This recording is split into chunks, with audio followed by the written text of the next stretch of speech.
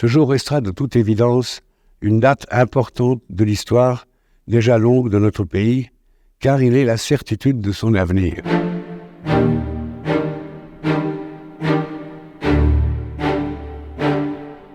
It is for me a privilege and a pleasure to welcome Monaco into the international community and the United Nations. Et j'ai senti quand même une grande fierté. Je me souviens d'un appel de ma maman me disant « Prépare tes valises, Monaco rentre à l'ONU ». Il y avait une étape extrêmement importante. On devenait un État souverain en rentrant aux Nations Unies. Ces 30 ans ont sans doute confirmé la place de la principauté sur ces thématiques qui nous sont chères. Quand on est à l'ONU, les gens vous connaissent, les gens savent quel est votre drapeau. C'est rentrer dans ce bâtiment, c'était très très impressionnant parce qu'on se dit mais que d'histoire, que de mémoire dans ces murs, si les murs pouvaient parler, enfin, moi ça m'a vraiment fascinée quoi.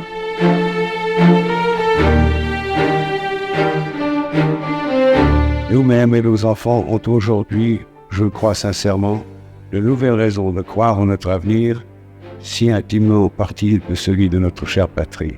Merci. Hissez le drapeau de Monaco.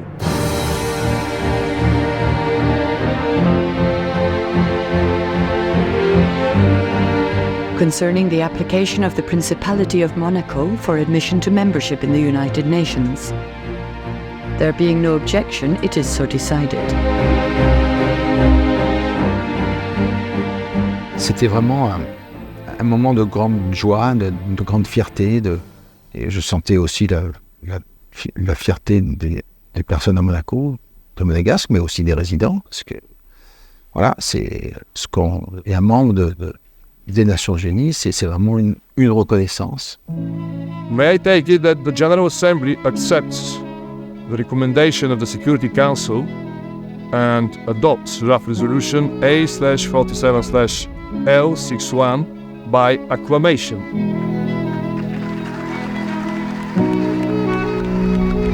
C'est vrai que ça a toujours été un sujet tellement important pour mon père, la reconnaissance de Monaco au niveau international.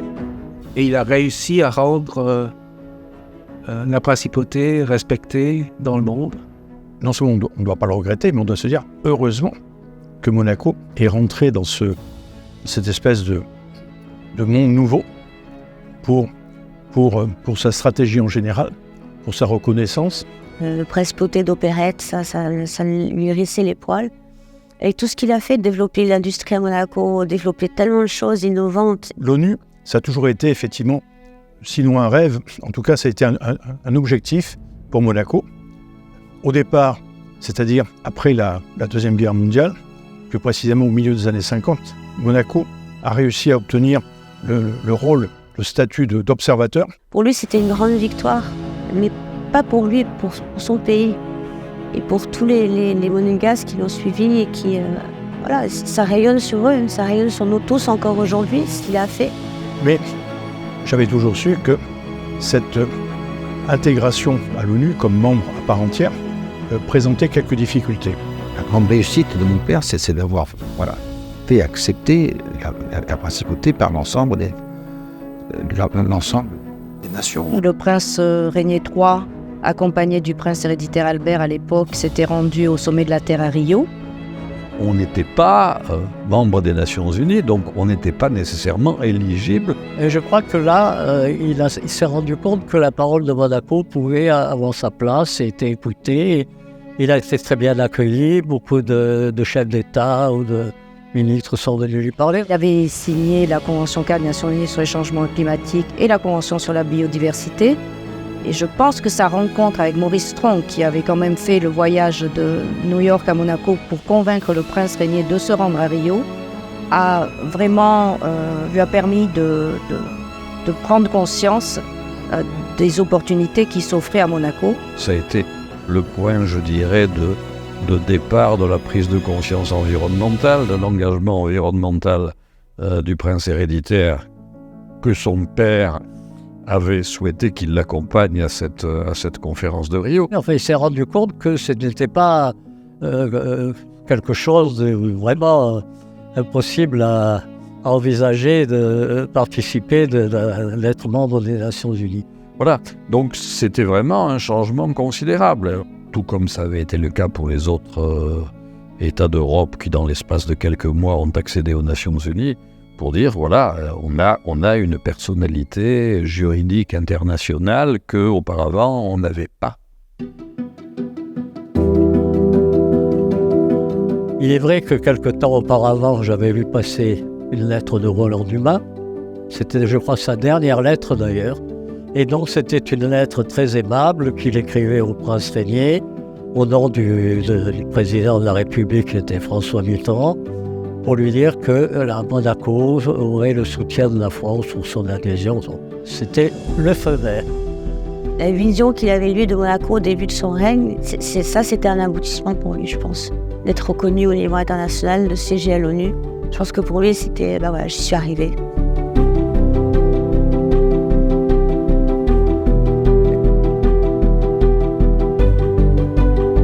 Le 28 mai 1993, donc Monaco devient le 183e État membre de l'Organisation des Nations Unies.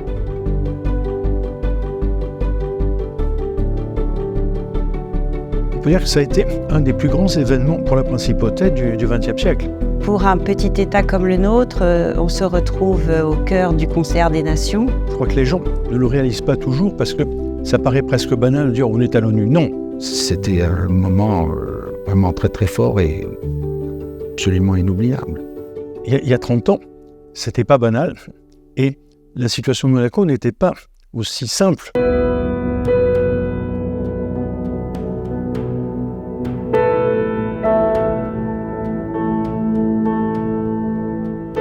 Ça, c'est notre constitution, c'est notre texte constitutionnel. Et le but principal de la charte, c'est évidemment la paix. Et comment éviter la guerre? C'est basé sur un certain nombre de principes, le règlement amical des différends, l'interdiction de l'usage de la force. Et c'est par cette déclaration que le texte commence. Nous, les peuples. Nous, peuple des Nations Unies, résolus à préserver les générations futures du fléau de la guerre qui 2 fois, en l'espace d'une vie humaine, a infligé à l'humanité d'indicibles souffrances, à proclamer à nouveau notre foi dans les droits fondamentaux de l'homme, dans la dignité et la valeur de la personne humaine, dans l'égalité de droits des hommes et des femmes, ainsi que des nations, grandes et petites, à créer les conditions nécessaires au maintien de la justice et du respect des obligations nées des traités et autres sources du droit international, à favoriser le progrès social et instaurer de meilleures conditions de vie dans une liberté plus grande. La paix, la sécurité, les droits de l'homme et le développement. Pour moi, c'est très important de promouvoir non seulement ce que les États membres font, mais pourquoi l'ONU est importante pour l'individu de la rue. Is the place where 193 countries can come together to discuss and decide on issues of common interest or common areas of activities or shaping shared norms. C'est le seul endroit où le monde entier se retrouve. Where we could create executive arms. It is the Secretariat and it is the UN agencies. C'est absolument fondamental pour forger des relations, pour confronter les idées, pour résoudre les crises. UN cannot and will not act instead of member states. It is always the responsibility of member states what we are doing back at home. S'il n'y avait pas d'organisation des Nations Unies, il faudrait l'inventer. Dans la mesure où il est tellement difficile de prendre des décisions dans un monde en crise, je crois qu'il est très important de préserver les acquis et de continuer le dialogue. Si les États essaient de faire ça ensemble, ils vont arriver plus facilement.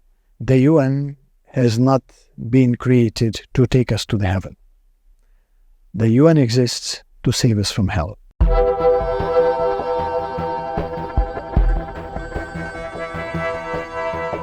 Donc il a accepté qu'on crée, qui m'a confié cette mission auprès de l'Office des Nations Unies et des institutions internationales présentes à Genève. C'était quelque chose de nouveau qu'il a fallu bâtir. Mais enfin, il y a d'autres qui ont bâti en leur temps la même chose.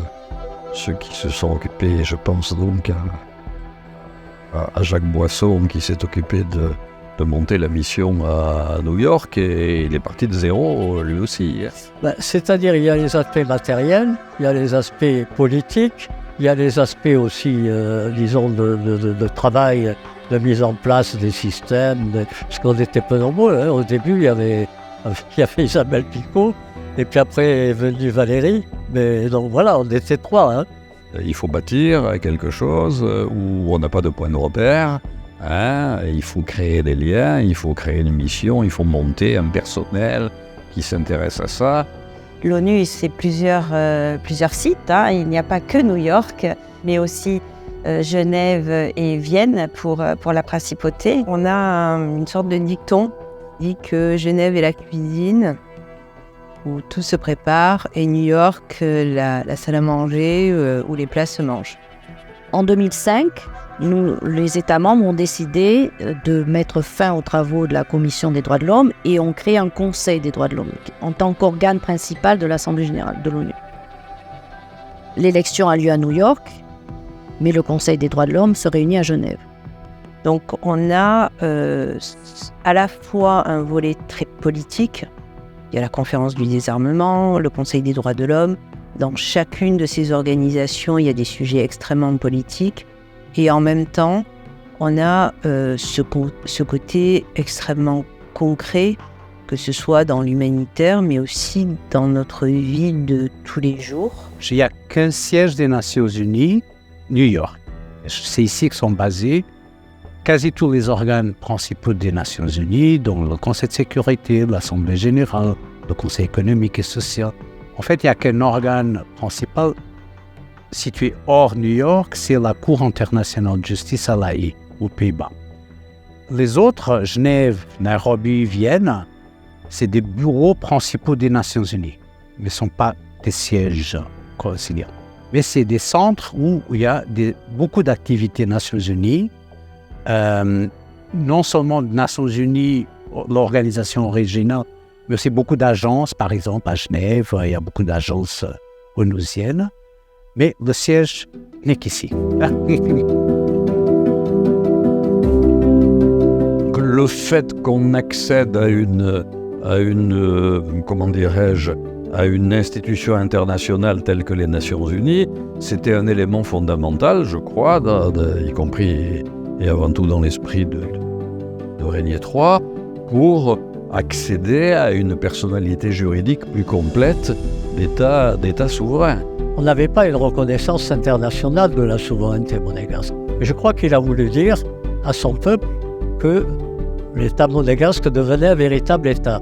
Parce que dans les définitions du droit international, l'État, c'est un chef d'État, bien sûr, mais un gouvernement, un territoire et une population. La dimension de l'ONU est telle que, aujourd'hui, on peut se dire c'est une manière de réaffirmer à nouveau l'indépendance, la souveraineté et le fait qu'on ait droit à la parole, puisqu'on peut s'exprimer. Les Nations Unies, que ce soit à New York, ici, à Vienne, si on avait une présence permanente à Nairobi, c'est le seul endroit où on peut afficher à la face du monde notre souveraineté. De siéger dans les organismes multilatéraux et internationaux, c'est très important. C'est vraiment une espèce de garantie de son indépendance, de sa souveraineté. Vous voyez, à partir du moment où est à l'ONU, c'est quand même une violation de la charte si on attaque vos frontières. C'était ça, on est un État souverain, on le démontre, on le prouve, et on va pouvoir faire des choses. Ça correspondait, je crois, au souci de Régnier III de voir Monaco participer plus activement aux activités multilatérales dont il avait été un peu écarté, encore une fois, par l'histoire et par la nature des relations qu'on avait avec la France.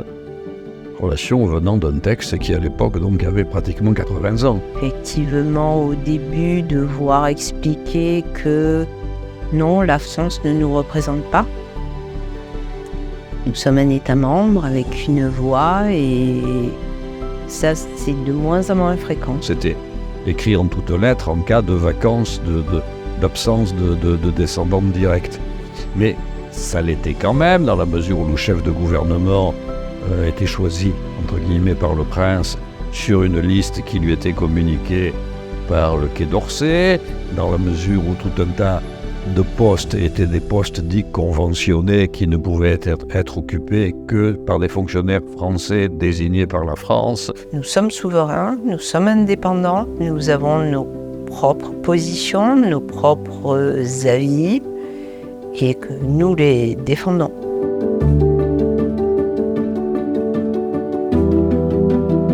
Je pense que certainement, beaucoup de pays se sont rendus compte que bon, on n'était pas juste un petit coin, un petit bout, un petit point sur la terre au bord de la Méditerranée, mais que bon, on avait un passé quand même.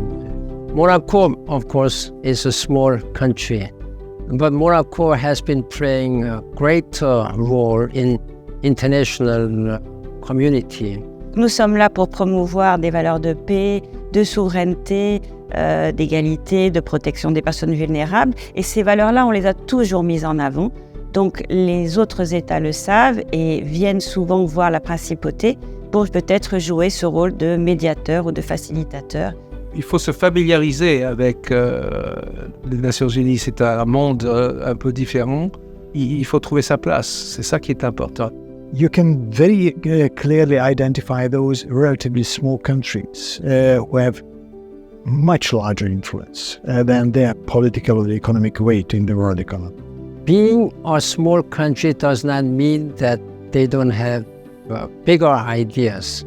Maybe not everybody is taking the same responsibility. Sometimes, some countries, including small ones, take much more forward-looking responsibilities than some others. C'est pas uniquement dans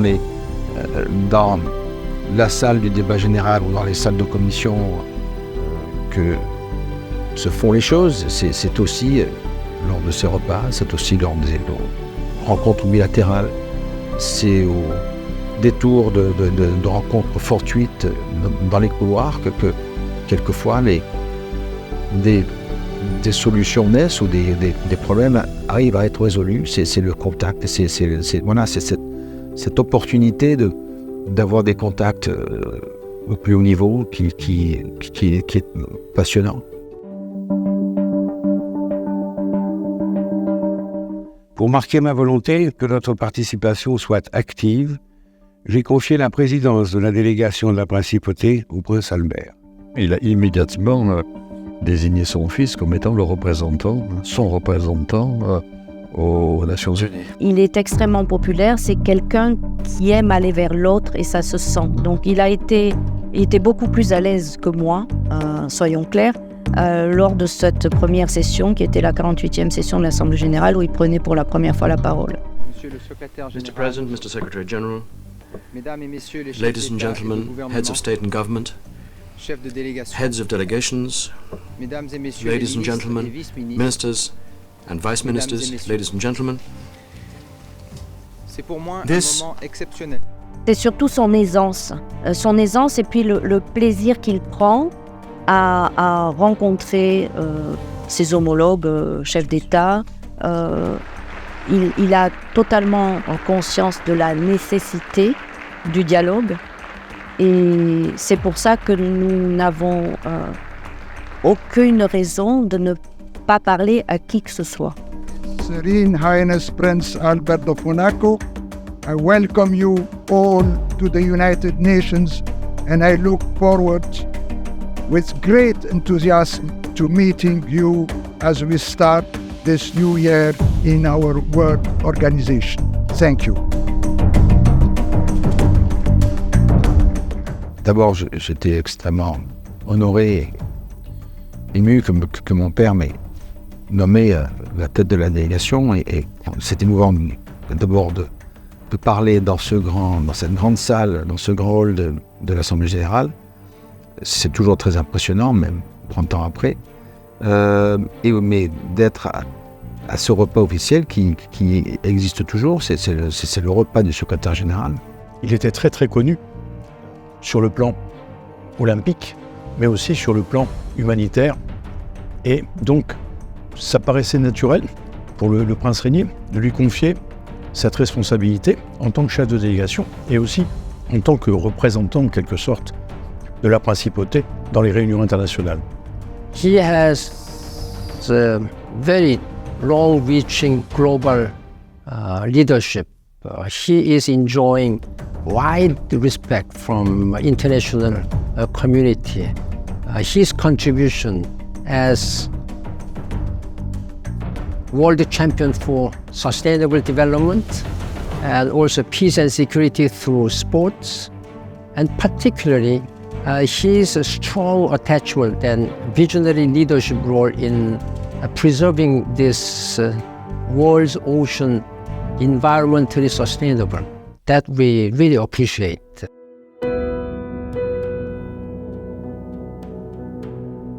L'environnement, évidemment le sport, évidemment les femmes, puisque Monaco est au conseil d'administration d'ONU Femmes, les réfugiés, les déplacés, la protection des personnes vulnérables.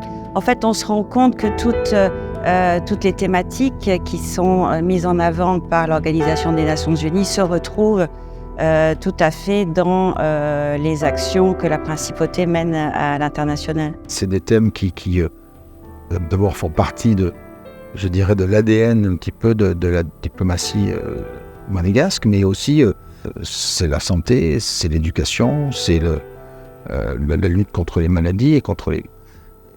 Bien sûr, ma sœur en est l'illustration, puisqu'elle est ambassadeur du monde entier aussi pour la lutte contre le sida.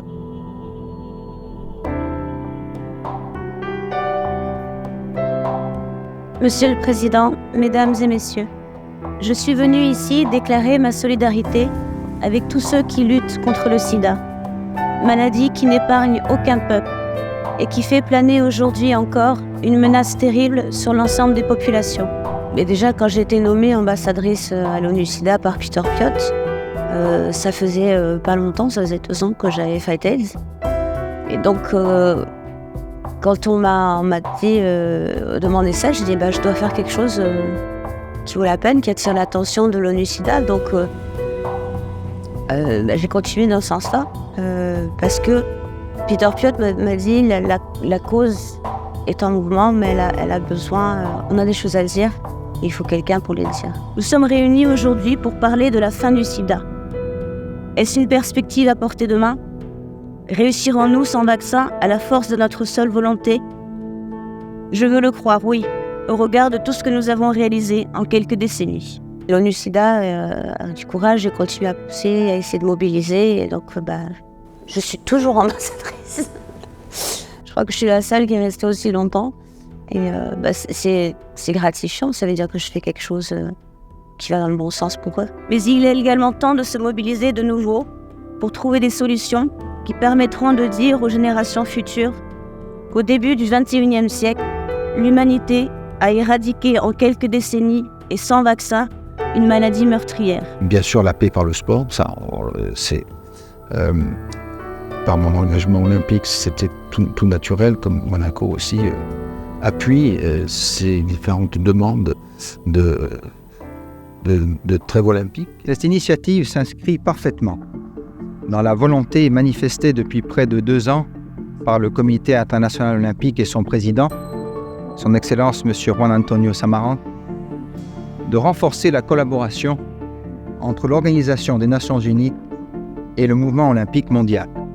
Le sport était le premier projet de résolution co-parrainé par Monaco. Notre rôle, c'est, quel que soit le domaine, essayer de faire valoir que le sport a son rôle. Au moment où la communauté internationale se penche sur les océans et énonce le principe essentiel d'une responsabilité collective à leur égard, je ne peux m'empêcher de penser à cette phrase prêtée à Aristote et que nous connaissons tous. Il y a 3 sortes d'hommes, les morts, les vivants et ceux qui vont sur les mers.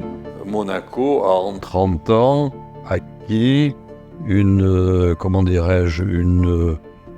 entre guillemets, notoriété de défenseur de ces questions environnementales et de développement durable, qui est sans rapport, ça c'était souvent ce que rappelait Régnier III, avec les dimensions de notre territoire.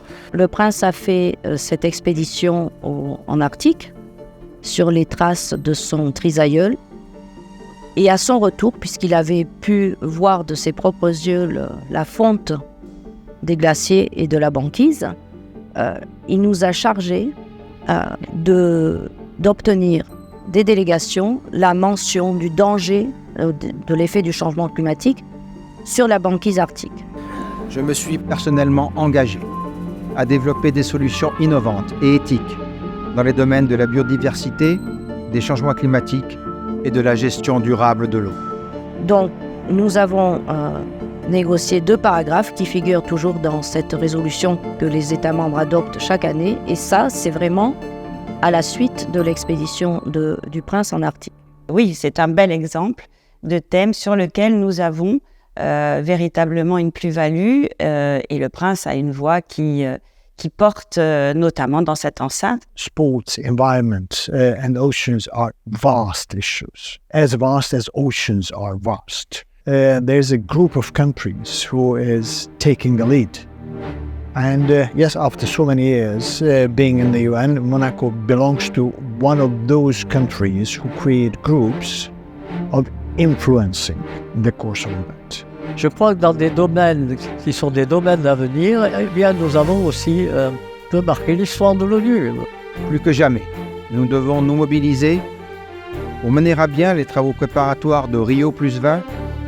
La réalisation des OMD et le développement durable sont indissociables et doivent être mis en œuvre en synergie. On est bien considéré et bien pris en compte lors de ces débats, lors de ces échanges. Et nous allons continuer, bien sûr, dans cette voie parce que les problèmes, vous le savez, sont loin d'être résolus. En 1993, je prenais pour la première fois la parole depuis cette tribune en qualité de chef de la délégation de la Principauté de Monaco à la 48e session de l'Assemblée générale des Nations unies. On peut avoir un impact, on peut faire des choses, on peut faire avancer des dossiers pour le bien commun, pour le bien mondial. Je suis très fière de tous les combats que mène Monaco et que leur voix compte. Et je trouve ça très bien, il faut que ça continue comme ça. Il faut y croire. Et si vous n'y croyez pas, vous ne pouvez pas vous investir et aller de l'avant. Et franchement, je l'ai déjà dit, si l'ONU n'existe pas, on ne pourrait même plus l'inventer aujourd'hui. Donc c'est pour ça qu'il faut se raccrocher à ce que nous avons et essayer de continuer le dialogue et surtout avec les délégations avec qui nous avons les plus grosses différences. D'essayer de faire partie de ceux et des pays qui vont dialoguer pour pouvoir essayer de trouver les meilleures solutions pour notre présent et bien sûr pour notre avenir. Alors que mon pays a célébré le 30e anniversaire de son admission au printemps dernier, sachez que ma détermination à faire en sorte que Monaco contribue activement à la réalisation des desseins de la Charte est d'autant plus forte que les défis qui nous menacent ne cessent de s'amplifier et nous obligent. Je vous remercie.